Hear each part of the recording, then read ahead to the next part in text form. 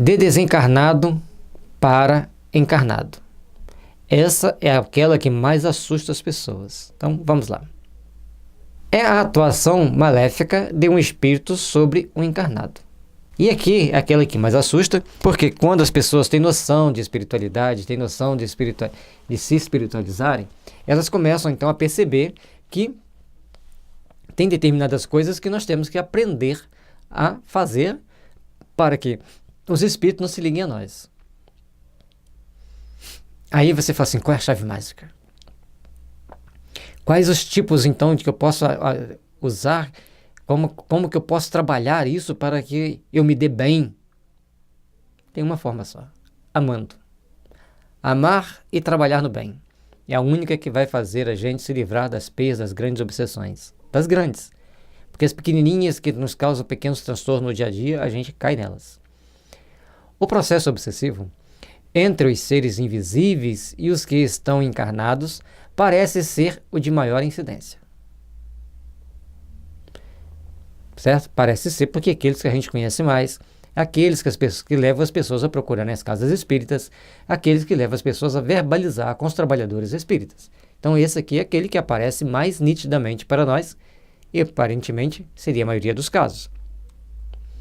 Evidentemente, por ser mais fácil ao desencarnado influenciar e dominar a mente daquele que está limitado pelo veículo somático.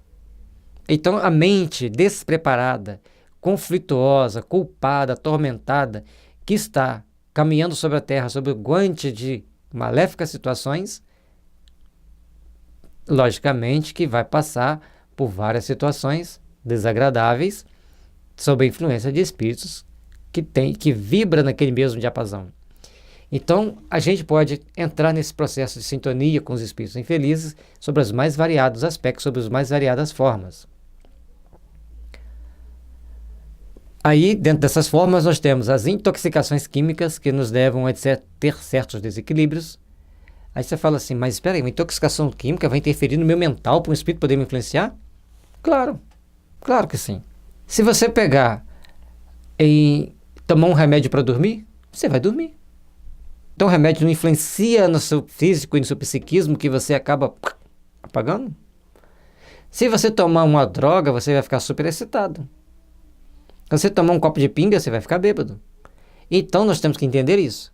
Determinadas substâncias interferem no nosso psiquismo de uma forma sutil, mas constante, alterando nossa forma de ser, nossa forma de agir, nossa forma de interagir com aqueles que estão ao nosso redor. É por isso que nós precisamos ter no nosso patamar de informação Jesus, Kardec e Hahnemann. Que Hahnemann explicou bem isso. Como que nós nos intoxicamos com determinadas substâncias e qual o efeito que essas substâncias têm na gente e qual substância a gente deve usar para nos tratar. Porque a homeopatia, você só vai ser tratado por um remédio que puder causar a mesma doença que você tem. Seja ela física, ou mental, ou emocional. Assim, pensando assim, raciocinando assim, agindo, nós vamos começar a construir. Aí a pessoa fala assim, mas e o Chico? Kardec, Chico, Divaldo, João Nunes e tantos outros, Ivone Pereira, são livros que vêm complementar Kardec, que eu entendo, na maioria dessas obras são obrigatórias a leitura ou alguma delas o estudo. Então, não vamos criar melindres porque eu falei Jesus, Kardec e Hahnemann, certo? São missionários que vieram na Terra, Jesus, o emissário de Deus, Kardec veio mostrar para nós o Consolador que nos esclarece Jesus, e Hahnemann veio mostrar para nós como que nós adoecemos, por que nós adoecemos. Se você entrar no nosso site Kardec Espiritismo ou no CS Terapias, ambos.com.br, aí está lá nossos livros, você vai encontrar lá o livro Organon e o livro Homeopatia, Tratamento para o Espírito e para o Corpo, ambos vão explicar como que os adoecimentos se processam, como que a gente fica doente e por que a gente fica doente e que forma nós podemos nos tratar. Nós precisamos de entender, se você quer entender, está lá explicados em linguagem espírita. Agindo nas sombras, o obsessor tem a seu favor o fato de não ser visível e nem sempre percebido ou pressentido pela sua vítima. Então ele age de forma covarde, de forma até mesmo insensata, porque ele está criando toda uma condição obscura, bem malévola, achando que vai se dar bem, mas na realidade ele está compartilhando daquele mal que ele está causando no outro. Por conseguinte, ele será responsável 100% por suas ações, tendo que reparar isso na próxima encarnação. Esta, ou seja, a vítima, incauta, imprevidente, desconhecendo até a possibilidade de sintonia entre os seres do plano espiritual e os da esfera terrestre, deixa-se induzir, sugestionar e dominar pelo perseguidor que encontra em seu passado as tomadas mentais que facultarão a conexão. Essas tomadas mentais do passado são perigosas porque nós nos acompliciamos com aquele espírito, normalmente pelos caminhos do mal, criamos todas as condições para que ele sintonize conosco e aí criamos todas as dificuldades para agirmos, para tomarmos determinadas ações e deixarmos de fazer o que é importante e fazermos o que é menos importante. Às vezes, devido a essas tomadas do passado, nós agimos de forma covarde com algum colega nosso, nós mesmos, com algum colega nosso, deixando de dar assistência necessária, deixando de dar ajuda necessária. E todos nós temos que estar unidos, gente, muito unidos, para construirmos um futuro melhor e mais seguro para todos nós. É questão de fórum íntimo, aprender a fazer o bem, aprender a trabalhar no bem, aprender a construir o bem. Todos nós precisamos aprender com letra maiúscula, a fazer e a construir esse bem tão importante e necessário para o nosso processo evolutivo. Então, essas tomadas mentais do passado.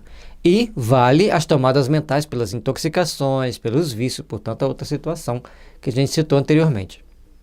Estas tomadas são os fatores predisponentes, como a presença da culpa, do remorso.